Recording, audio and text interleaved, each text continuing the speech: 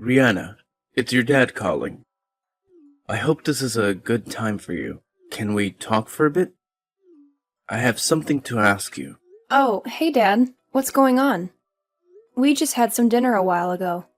We're just watching some TV right now. Is everything okay with you? You sound a little tense over the phone. No, it's nothing bad. Don't worry. I just wanted to ask you something about your plans. Are you and David staying in tomorrow? It's Friday, and I was hoping you might be around at home. Yeah, we are. David came back today for a meeting on Monday. He's been working on the East Coast for that project, you know. He said he needed a break from all the stress and pressure. He's flying back on Tuesday morning. I see. Well, I was wondering if I could drop by tomorrow and see you guys. I know you want to spend some quality time with him, but I really miss him too. Just for an hour or so, maybe. I won't stay long. Are you coming alone? I mean, do I need to make lunch for you? Or do you have other plans? Yeah, just me. And thanks, that's very kind of you. Well, listen, don't tell your mom, okay? She doesn't know David is back. He can't stand it when she gets all clingy and fusses over him. He made me promise not to tell her. Yeah, I know what you mean. He made me promise the same thing. He doesn't want her to worry or interfere. Yeah, well, I had to lie to her. I told her I had an old friend in town and I was going to have lunch with him. I feel awful lying to her, but I don't have a choice. Actually, I do have a friend, so it's not a complete lie. You get me? Oh, okay. That's good. I'll talk to David later and make sure we're on the same page, just in case. You never know when she might call or show up. Yeah, good idea. Better safe than sorry, right? Okay, so I'll meet my friend in the morning and then I'll head over to your place. How about 1 p.m.? Is that good for you guys? Yeah, sure. That works for us. I'll have lunch ready for you. You must be looking forward to seeing your son. It's been a while, hasn't it? Yeah, I really am. Okay, Rihanna. See you tomorrow. Take care.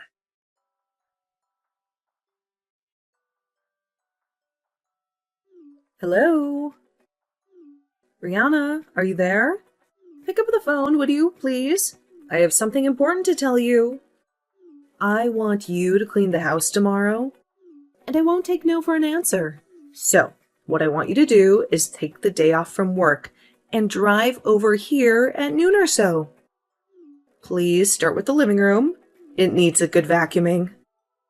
It's so dusty and dirty. Excuse me? This is all kind of sudden, isn't it? You can't just call me out of the blue and ask me to do that. I already have plans for tomorrow. I said, no excuses. You have your car, right? You can drive here easily. Pick up some floor cleaners on your way here, would you? We're out of it. After you're done cleaning, I need you to go out and do some grocery shopping for me. I have to replenish some big item stuff, a case of bottled water and a case of canned soup. I've got a whole list here, and you know I have a bad back, so help me out here, would you? It's not too much to ask. I'm sorry, but I just can't make it tomorrow. I already made an important appointment. I really can't change it.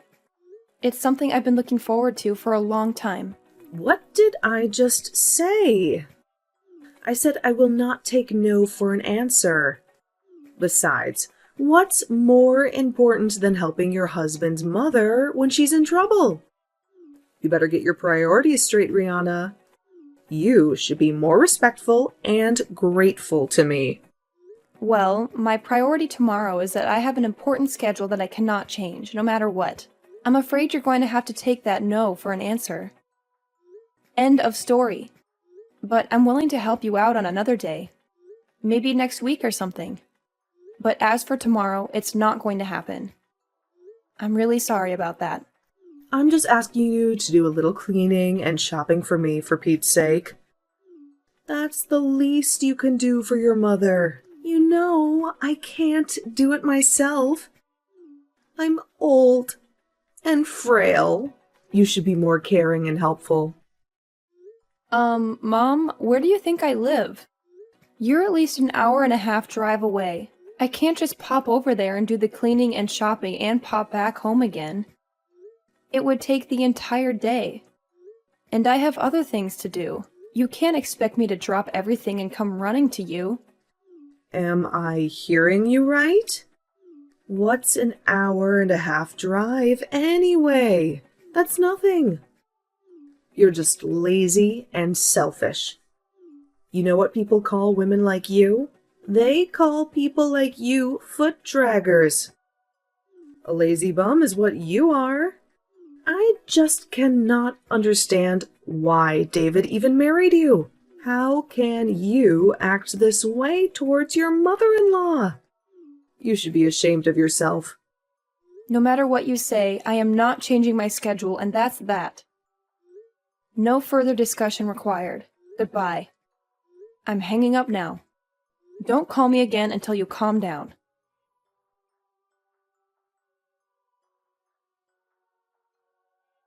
Good morning to you, my darling. How are you doing today? I'm fine, Dad. Thanks for asking. How about you? Yeah, not too bad. Just finished meeting with my friend. We had a nice chat. I'm on my way there now. I should get there in about 20 minutes if the traffic is not too bad. No change of plans, I hope. You're still expecting me, right? No changes, Dad. Don't worry. We're looking forward to seeing you. Just be careful driving over here. The traffic seems a bit heavy today. There might be some delays. No need to pick up anything on the way. We're all set for lunch. I've prepared something special for you.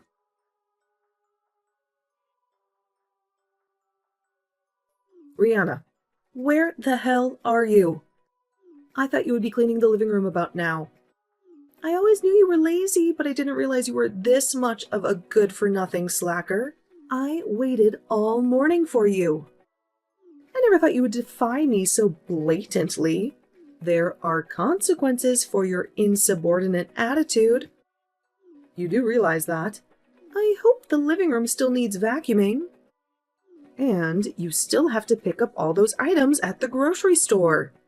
The store is not going to be open all night. I want this done today. This is the job of the daughter-in-law.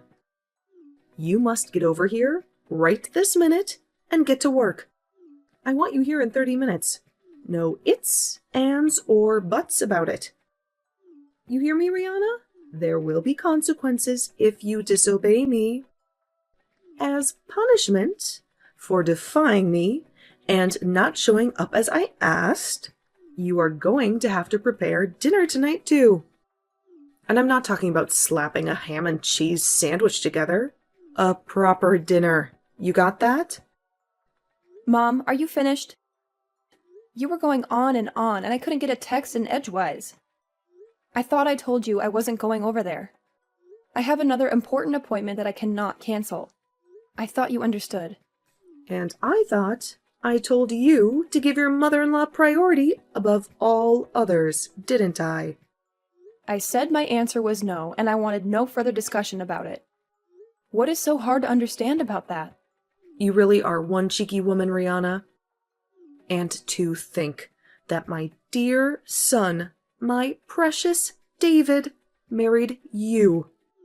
What on earth was he thinking? You were just a deadbeat wife. You know what, Rihanna? I want you to divorce my son and disappear from our family forever. That's what I want from you. Mom, I would refrain from such name-calling if I were you. It's not as if we're simply talking face-to-face. All this is recorded and saved. Name-calling, huh? I'm being kind. I have worse things I want to call you, but I'm holding back. Besides, what I'm doing is providing discipline to a disobedient daughter-in-law. That's what I'm doing. If a name is called on occasion, it's for your own good. Okay, whatever. But I should tell you that your husband is furious. My husband? What are you talking about? He's not even here today. He's off meeting some old friend that's in town. Salma, what is wrong with you? What is this all about, for God's sake? I wish you would put a stop to all of this. Why do you have to treat Rihanna so horribly? What did she ever do to you? That you, Samuel? What is this? Why are you texting me? I'm over here at Rihanna and David's place right now, and she showed me what you've been saying to her. What is this? A lazy deadbeat wife? Really? How could you say such things to Rihanna? What? You're at David's place now? Why? David came back for a few days. Apparently he has a meeting at the office on Monday. He wanted to spend time with Rihanna over the weekend. I heard he was here, so on my way back from meeting my friend, I stopped in to say hello. Pardon me? David is back. He's home now. Why didn't anybody tell me what was going on here? This is the first I've heard of all this. Yeah, of course you haven't. I kept it from you. I didn't want you to know. If only you had told me, I would have gone with you today. How could you not tell me, Samuel? If I had known, I could have gone over there and provided Rihanna with the discipline that she needed to become a better housewife. Why didn't you tell me, Samuel? You want to know why I didn't tell you, dear? That's because David asked me not to tell you. Huh? What? David asked you not to tell me? How can that be? Why would he do a thing like that? You really don't get it, do you, Sama? Don't you see what you're doing? Get what? What are you talking about? What do I not get, Samuel? It's the fact that David is keeping his distance from you. He's avoiding having to deal with you. Keeping his distance? Did he say that? That he wants to avoid dealing with me, huh? But why? I don't believe you, Samuel. Why would my dear son want to avoid me, his own mother? I brought him up. I adored and doted on him. Since he was just a baby, I devoted my life to my son. How could such dedication and love not get through to him? How could he not feel the love I feel towards him? That's exactly what he finds intolerable, that fanatical devotion you have towards him. But is it really love? Isn't it just arrogance? A form of narcissism? I really wish you would wake up and smell the coffee. How dare you say that to me, Samuel? How about you? What have you done? Tell me, Samuel, as a father, what have you done for David that was so great? Did you shower him with love like I have all these years? As David's father, I think I've done what's necessary. I know that I am always here for him when he needs me. And I would do anything for him if asked. Pardon me? That's all? That you're there for him? I could say the same. Well, let me give you 2 examples of what I mean. The first example is David introducing me to his best friend, an old classmate of his from college. Excuse me? His best friend? What's that have to do with anything? It has everything to do with it, Sama. His best friend Daniel. You know Daniel, right? Wait, Daniel. What are you talking about, Daniel? He's that parentless boy. That orphan. That Daniel. I told him not to associate with him. He is not of our caliber. That's the one. You do remember him, don't you? How could he be David's best friend? You must be mistaken. You know that people like that, kids who grow up without parents, don't amount to much. Well, that Daniel that you so abhor, he's currently the CEO of a major corporation. A corporation that generates over $1 billion a year. No, that can't be. Not that orphan. He graduated from a top university all on his own. Finished at the top of his class. Right after he graduated, he started his own company and in no time built it into what it is today. When David first met him, he told me that he knew Daniel would go far, that he would succeed beyond anyone's wildest dreams. And he was right. Unlike you, David has a good eye for people. He knew Daniel would make a name for himself someday. He had no doubt in his mind. That Daniel, that parentless young man, he runs a $1 billion company, and he's the CEO of this company? Are you serious? In the second example, this concerns Rihanna, David's wife and your daughter-in-law.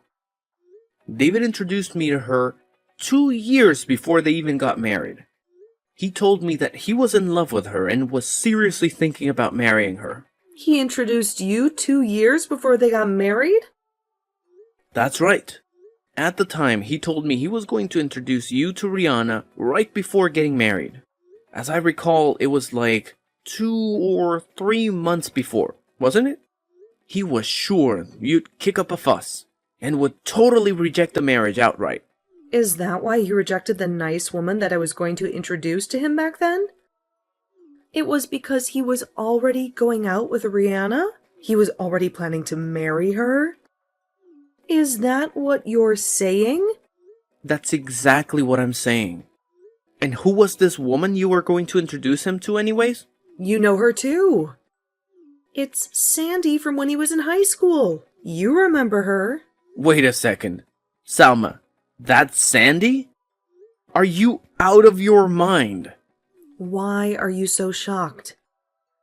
I worked with her at the mall. She's so nice, very energetic and friendly. She would have been perfect for David. Did you know that their father is a company president? Sandy is much more suited for David than Rihanna. Wasn't her father just some company clerk or something? I never really asked her. You're forgetting one thing, Salma. I heard that this Sandy has 3 kids and she's not even married, for God's sakes. On top of that, they aren't even sure who the father is. And you wanted David to marry this girl? But, pardon me, where did you hear that? Not only does she have 3 kids, she's been divorced twice. I heard that her parents are so fed up that they're not even talking anymore. Is that true? You're not making that up, are you? I had no idea. Everybody knows everybody around the area. Where have you been? I'm surprised one of your lady friends wasn't gossiping about it. Your discriminatory views are apparent, Salma. You only look at things superficially. How could you say that? Are you saying that I'm prejudiced? That was not my intention. I'm so glad that David has an eye for people. He knows good people when he sees them. If we had left it up to you to decide who David should marry, I'm sure he would have suffered the consequences. I'm glad he defied you and made his own decisions. His life would have been very different. I thought only of his happiness, and I supposed it was the best for him. That's all. We really got off track, haven't we? I suspected that you probably had ill will towards Rihanna and probably called her a name or two, but this... Are you serious, Salma? How could you call her such despicable names? Like I was saying, this was merely part of disciplining her. She'll never be a good housewife if she's not taught proper manners. A lazy deadbeat wife is going a little too far, isn't it? You come off as a hateful bully is all. David is standing right here next to me. He's in total agreement. You've gone too far, Salma. No, this can't be. David wouldn't feel that way toward me. I'm going to head home pretty soon. You will be home, I hope. We need to sit down and talk, Salma.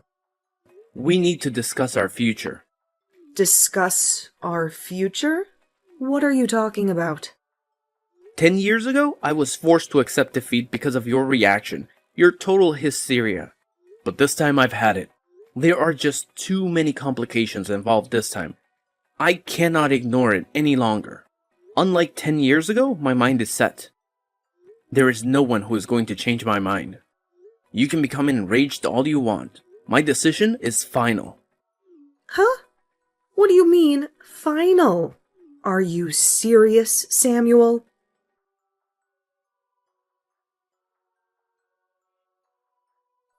Rihanna, where are you? Where did you disappear to, for Pete's sake? I want you to reply right this second. This is an emergency. Where have you gone? Why are you not answering me? Hello, Mother. What can I do for you? You seem kind of upset. Is something wrong? Did something happen? There's nobody here. Where have you disappeared to? I came to your house, and there's no sign of you or David.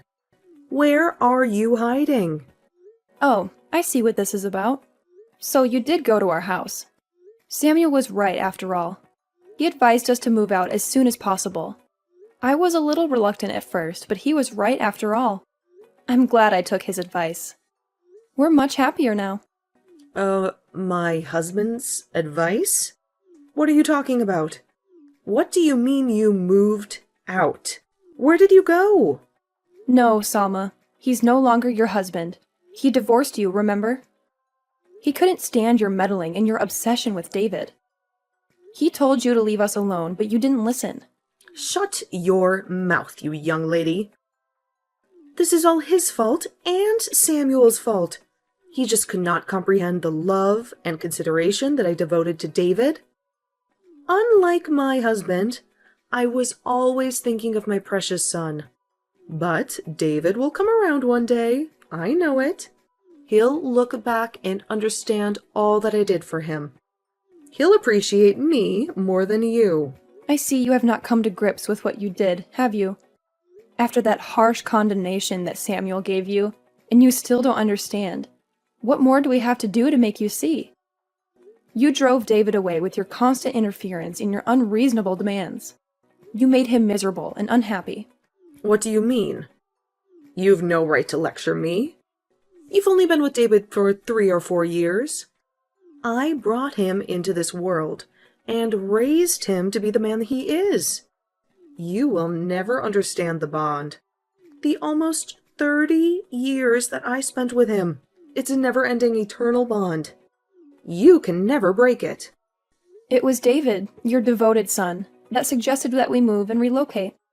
More accurately, he made the decision to take me to his current place of employment. He put in a transfer to the position back east. He wants to make it permanent, and the company agreed. He said he wanted to start a new life with me, away from you. You're moving there? To his current office? Seriously? What about your own job? Did you quit? How can you just leave everything behind? No, of course not. I was permitted to work remotely, so I can work from anywhere now. Very convenient, actually. I don't have to leave anything behind. I can keep my job and be with David at the same time. I see. Well, then I will pack some things and be over there by the end of the week. I'll find out where you are and I'll come to see you. I'm sure David will be happy to see me. I don't think so, Salma. The address over here is not the one you were told was a company dorm. We found a more permanent place. A place that you don't know about. What? You found a new place already? Where is this new place? How can you keep this from me? I'm your mother, so I have a right to know. I'm sorry, but I'm not permitted to divulge that information. After all, we moved in order to get away from you. So why would we tell you? You're the reason we left. We don't want to see you. You're lying to pull David and me apart. You want to ruin our relationship and take him away from me, right? All I'm doing is obeying David's requests. As his wife, I have to obey his every command, right? Isn't that what you always told me? That I should do whatever he says and make him happy? Well, that's what I'm doing. He says he doesn't want to see you and he wants to cut you off. I can't believe that David would never do that.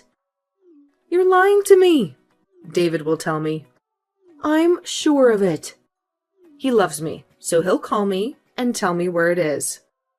Okay, whatever. Think how you like. I really don't care if you believe me or not, to be honest.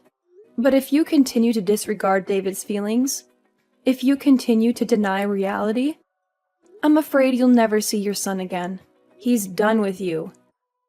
He's moved on, and so have I. Pardon me? Not see my David ever again? How dare you say that to me? There is nothing further for me to say to you, so maybe we can cut it short. What do you say? Goodbye. I'm hanging up now. Don't call me again until you change your attitude. Wait, don't cut me off. What do you mean? I won't ever see my son again? Don't you dare cut me off. You'll regret this, Rihanna. You'll pay for this.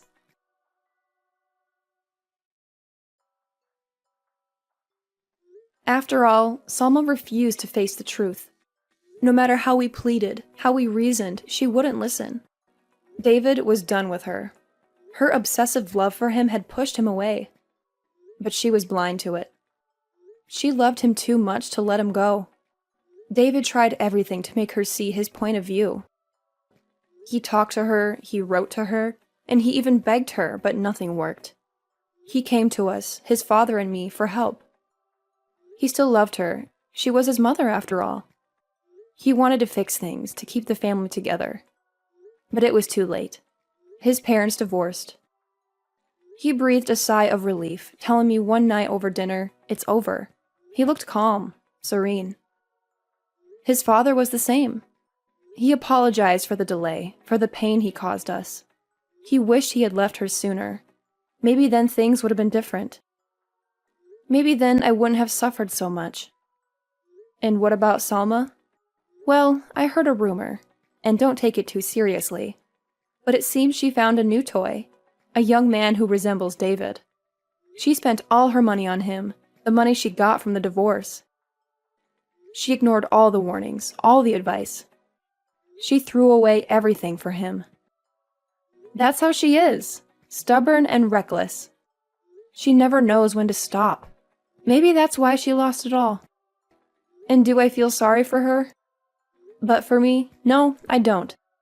And I doubt she would want my help anyway.